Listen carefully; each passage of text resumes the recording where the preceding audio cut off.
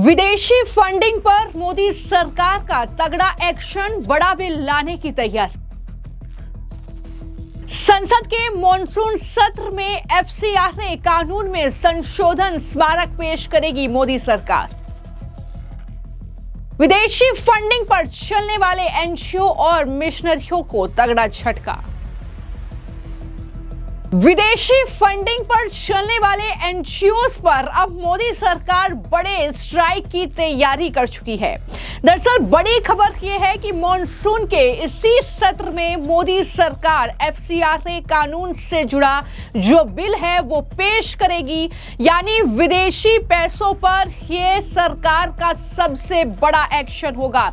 जो एनजीओस विदेशी फंडिंग पर चल रहे हैं, जिस तरीके से आंदोलन हो रहे हैं, जो कॉकरोचों का भी ये आंदोलन हुआ है, सवाल उठे क्या इसके पीछे विदेशी फंडिंग है, तो इन तमाम चीजों की जांच पड़ताल के लिए यह कानून और ज्यादा सख्त होगा, कड़ा होगा। और यही वजह है कि इस एफसीआरए कानून से जुड़ा जो बिल है वो सरकार संसद में पेश करेगी। संजय निरुपम शिंदे गुट के ये नेता हैं जिनकी तरफ से ट्वीट किया गया और जानकारी दी गई कि इसी सत्र में एफसीआरए कानून में संशोधन स्मारक पेश किए जाने वाला है।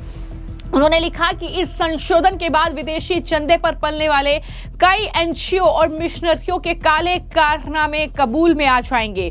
आगे उन्होंने लिखा कि ये बेखरी लेकर आ रहे हैं अमित शाह गृह मंत्री।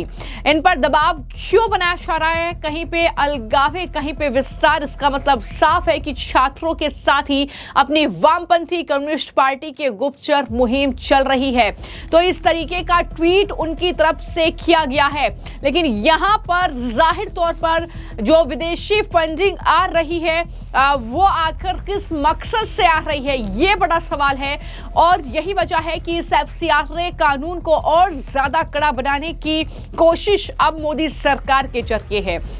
भारत में जो गैर सरकारी संगठन हैं और उनके पास आने वाली विदेशी फंडिंग को लेकर मोदी सरकार साल दर साल सख्त होती गई।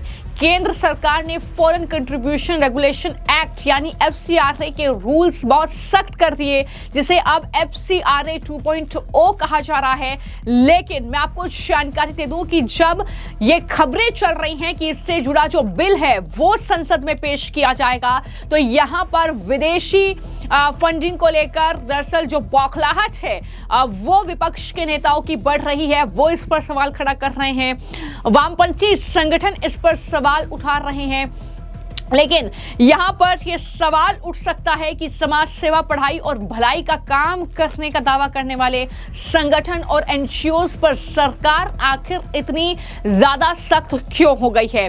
तो इंटेलिजेंस जो एजेंसियां हैं उनके इनपुट्स के आधार पर सरकारी आंकड़े और दुनिया भर के हालात को देखें तो यह साफ पता चलता है कि फॉरेन कंट्रीब्यूशन रेगुलेशन एक्ट यानी एफसीआरए में किए गए बदलाव सिर्फ कागजी कार्रवाई नहीं है, बल्कि देश की सिक्योरिटी, इकोनॉमी और सुरक्षा को मजबूत करने के लिए उठाया गया बड़ा फैसला है, जो संसद के मॉनसून सत्र से जुड़े विधेयक पेश होने के बाद लागू हो जाएगा। तो भारत में ऐसे गैर सरकारी संगठनों यानी एनजीओस के लिए विदेशी अंशदान या मदद यानी फॉरेन कंट्रीब्यूशन प्राप्त करने से जुड़े नियमों को foreign contribution regulation act FCRA के तहत प्रतिबंधित किया जाता है। इसका उद्देश्य यह सुनिश्चित करना है कि विदेश से प्राप्त धन का इस्तेमाल राष्ट्रीय हित, सार्वजनिक व्यवस्था और पारदर्शिता के मुताबिक ही हो। इसी साल जून 2026 से गृह मंत्रालय ने फॉरेन कंट्रीब्यूशन रेगुलेशन रूल्स 2010 में महत्वपूर्ण संशोधन अधिसूचित किए हैं। इन बदलावों से एनजीओ के पंजीकरण, संचालन, रिपोर्टिंग और जवाबदेही की प्रक्रिया पहले की तुलना में अधिक विस्तृत और अब कठोर हो गई है। तो नए बदलाव से एनजीओज आखिर क्यों रो रहे हैं, आखिर उनको क्यों झटका है, तो मैं आपको जानकारी दूं कि जो कुछ पॉइंट सामने आए हैं।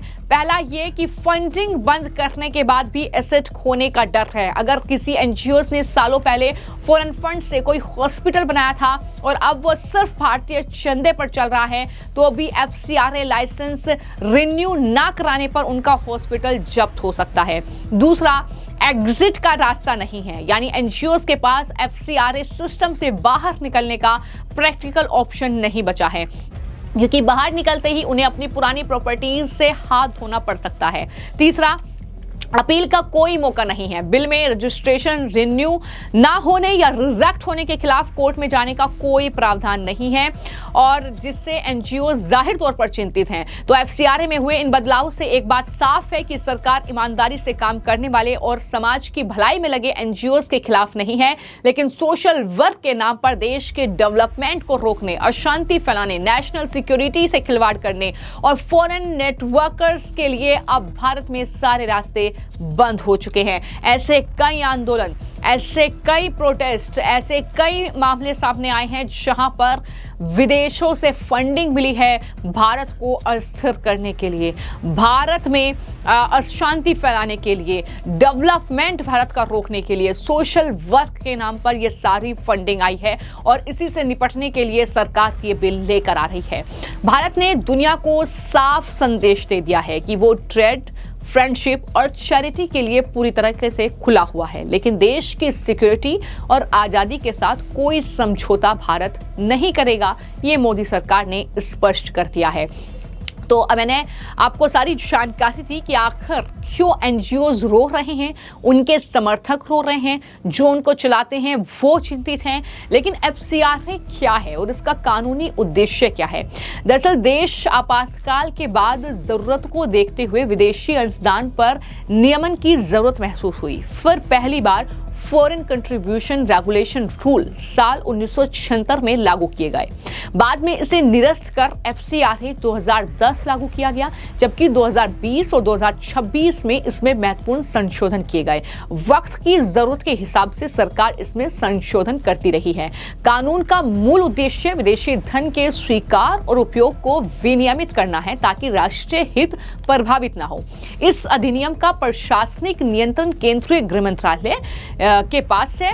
एफसीआरए रजिस्ट्रेशन सामान्यतः 5 वर्ष के लिए वैध होता है और समय पर नवीनीकरण जरूरी है। कानून कुछ कैटेगरियों जैसे राजनीतिक दल, चुनाव प्रत्याशियों, न्यायाधीशों और सरकारी कर्मचारियों को विदेशी अंशदान प्राप्त करने से प्रतिबंधित करता है। उन्हें ये विदेशी दान नहीं मिल सकता।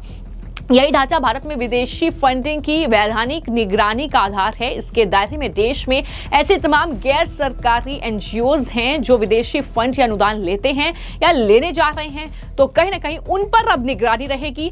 अब इस तरीके से सामाजिक कार्य के नाम पर, सोशल वर्क के नाम पर आप इस तरीके से देश को अशांत करने के लिए या हिंसा फैलाने के लिए या इस तरीके से अपने मकसद पूरा करने के लिए फंडिंग नहीं ले पाएंगे। ये बिल जल्द ही सरकार लेकर आ रही है।